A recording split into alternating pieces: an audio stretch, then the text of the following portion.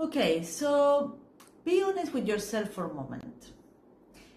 Why are you tying yourself in knots over someone you know deep down isn't right for you? If it has been weeks, months, sometimes even years, and you still can't get them out of your head while you are not actually together, something isn't adding up. Okay, so that is what we were going to unpack today. Why we stay hooked on someone who doesn't choose us, and how to stop idealizing a fantasy so you can see reality as it is, not as you wish it were. Let's ground this in something real. The other day, one of my clients told me he was baffled. He would been on 2 easy, generally enjoyable dates with this girl. The chemistry felt great, conversation flowed, and there was a lightness he hadn't felt in a while. Then the girl suddenly stopped replying. Nothing big happened, no arguments, nothing like that, just silence. Months later, he was still thinking about her. He was checking her profile, he was replaying those 2 dates, these evenings they were together, like a highlight reel. He barely knew her, yet he couldn't let go. So then I told him something that he didn't expect. What I said was that he wasn't actually attached to her, to this girl. What he was attached was to the idea of what he thought it could have been, to the idea of the story between them he thought could have been. That line really landed because it gave him a few new ways to see what was actually happening.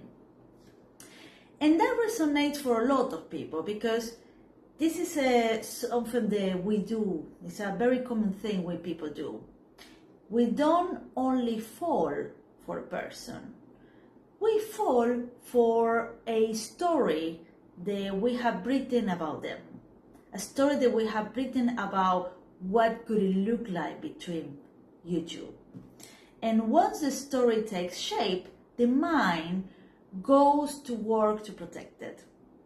It edits, it polishes, and fills the gaps with hope until the story feels more compelling than the actual facts.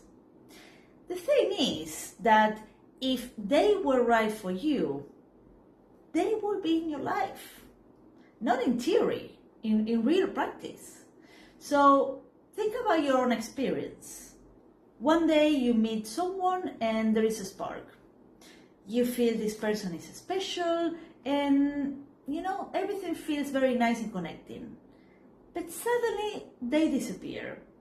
Or the relationship just went nowhere, and instead of saying, well, that was a good experience and now I will carry on, you stay nook to the idea of them, to the idea of what could have been. The longer the distance grows, the more perfect this person becomes in your mind. Your brain quietly edits the film. It sands off the flaws and exaggerates the highlights. And then it leaves you with a love that is being curated like a trailer rather than the full story. And that is, my friends, what it's called idealizing people. It puts something on a pedestal so you will only see what you want to see. And don't be hard on yourself if you fall on this. It's not being fool or stupid. It's just part of being human. And yet, it is very painful and it keeps you stuck. You end up investing in potential instead of a pattern, in longing instead of life, in an edited version rather than the person in front of you, the real one. The thing is, several forces tend to work together in this dynamic, and I'm going to explain you a little bit how it works. First, our brain has the tendency to fill gaps. When you don't have enough information, your mind completes the picture. And that is how emotional gaps get packed with fantasy. So you project your unmet needs and ideas onto the other person. It isn't that they were the one. It is that they carry something that you were missing, and that felt intoxicating. Second, rejection fears pursuit. When someone pulls away, your nervous system treats it like a challenge. The forbidden becomes magnetic, and you try to earn what isn't being offered. That is an old survival script pretending to be romance. It's very important to identify it as it is. Then the third is lack of closure keeps the loop open. If things end up without explanation, your mind keeps spinning for answers. That's why it's very important that learning to live with uncertainty is a whole skill, and I promise you I will make a video about that at some point. Finally, potential is cheaper than follow through. Many of us fall in love with what might have been rather than what actually is. Let's widen a little bit the frame for a moment. One of my clients kept thinking about a guy she saw for 3 weeks. This guy was fun, he was quick on planning, all charm. And then he went quiet. And we tried to do this work together where we wrote down what she missed. And surprisingly, she realized it wasn't him. What she missed, it was the feeling she had at the start. The feeling of feeling seen, feeling playful, feeling energized. She was mourning that feeling, not the man. And once she saw that, she could look for what feeling in healthier places, for that feeling in healthier places, because a person who isn't choosing you won't provide it. So if you feel stuck on someone, it's time to bring them down from the pedestal. The goal isn't to punish yourself, it's to tell the truth in a way that your body can hear it. The first thing is that you have to start with what I call the unromantic list. Sit down with a page and write down their flaws. Everyone has them. Include what didn't sit right, what maybe fell off, or simply what didn't work, even if the contact was very brief. But if your mind insists and you can't think of anything, that is data. You are holding a fantasy, not a person. Push yourself to write at least 5 items. This punctures the bubble and reminds your nervous system they are a human being with rough edges. The next thing I want you to do is I want you to stop feeding the story. Checking their social media, scrolling old pictures, rereading messages and waiting for a miracle DM all keeps the ideal alive, guys. You need to take a clean break. Mute, unfollow, or set strict limits.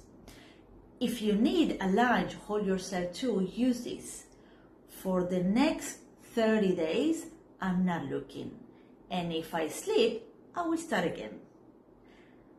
that isn't a punishment. Once again, it's hygiene for your attention. If you had a cat, you wouldn't keep poking if you see that it hurts, right? You're not going to keep poking on your cat. You're going to stop. You will protect it so it can heal. So then ask the question that changes the angle of the light. Did I fall for the person or for the placeholder? By placeholder, I mean the role they play at the moment in your life. Be specific.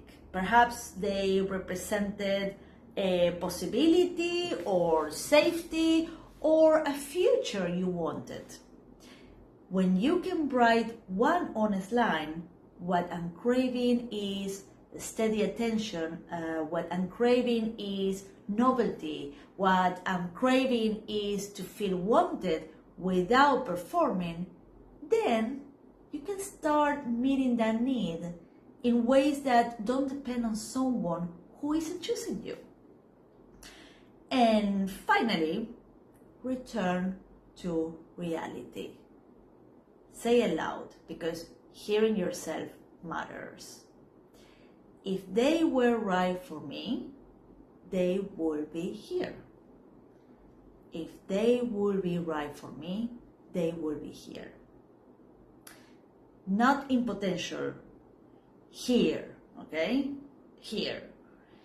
Everything else is hope dressed as evidence. Returning to reality isn't cynicism.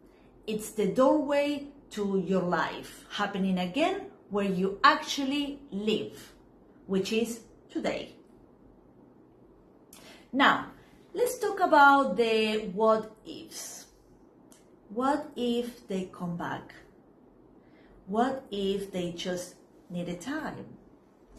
What if I panic? These are all understandable thoughts. And here's how to hold them without spiraling. If they return consistently, communicate clearly and stop and show change over time. Then you have new information and you can then decide. Until then, they are not here. Build your life on what is now, not on hypotheticals. Insight is essential, but it won't be enough on its own. Your body needs to catch up with your head. So you need to add 2 or 3 tiny practices and keep them simple. For example, try a 60-second breath check 2 or 3 times a day. In through the nose for 4, out through the mouth for 6. While you breathe, say quietly, I can want something and still choose what is good for me. I can want something and still choose what is good for me. This helps untangle cravings from action. When the urge to check their profile hits, stand up and give your hands a 3-minute task. Could be go and wash your dishes, water a plant, tidy your bedroom, and then ask, do I still want to check or was just a wave? You will be surprised how often the wave passes if you don't feed it. If evenings were your scrolling time, create a replacement ritual. 10 minutes of walking with a podcast, could be 15 minutes of stretching, 5 minutes of journaling with one prompt. That prompt could be, what did I give myself today that I wanted from them?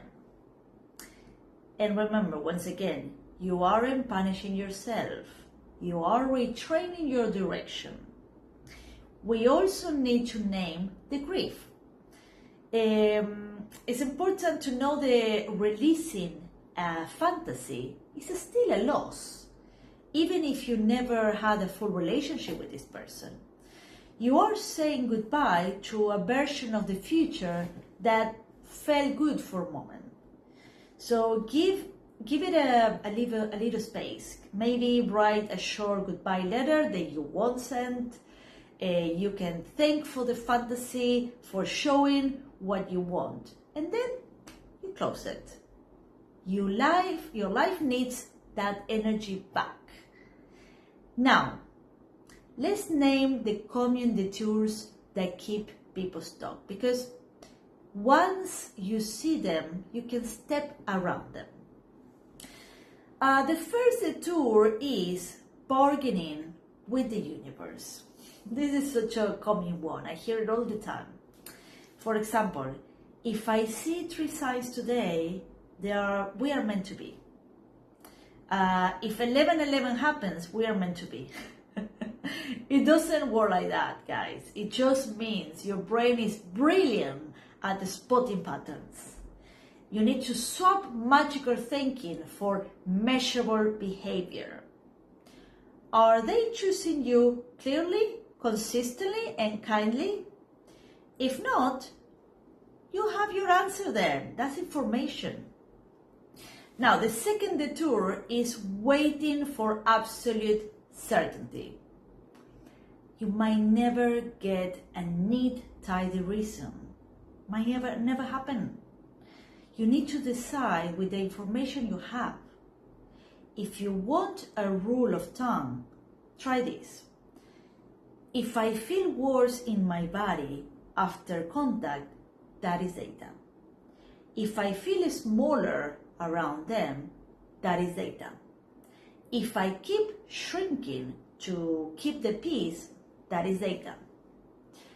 The third detour is the lure for one last conversation for closure. If your questions require the other person to be different, it isn't closure, it's a negotiation. You need to, once again, choose your peace. Now, let's close the loop by returning to the client from the beginning. He realized he was chasing a feeling instead.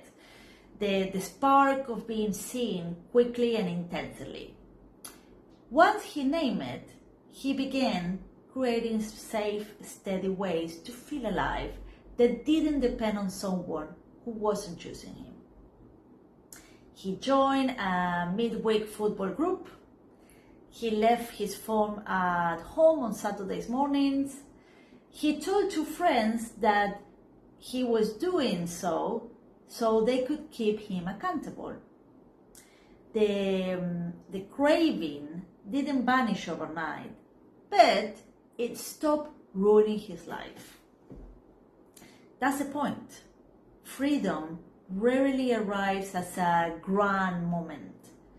It arrives as a small, honest actions, repeated until your body trusts the new rhythm.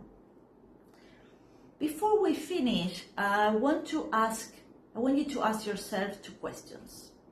And I want you to write the answers somewhere so you will see them sometime this week. The first question is, if I could remove this person from my mind, what space will open up in my life? And what is one small thing I can give myself this week that I was hoping they will give me? Not a grand gesture here.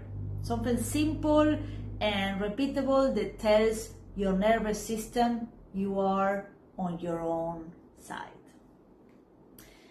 Listen, guys, missing someone is human. The problem isn't the missing. The problem is refusing to look at what could come next when you stop feeding a story that isn't real. You deserve a life that is happening now, with people who choose you in the present tense.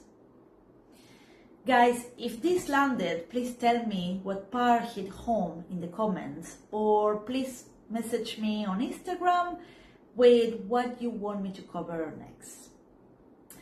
Actually, in our next video, we are going to look at something that is pretty crucial, which is how to trust again after a betrayal. If you have been cheated on, lied to, or hurt, and you feel you can't trust anyone now, this conversation is for you. See you soon.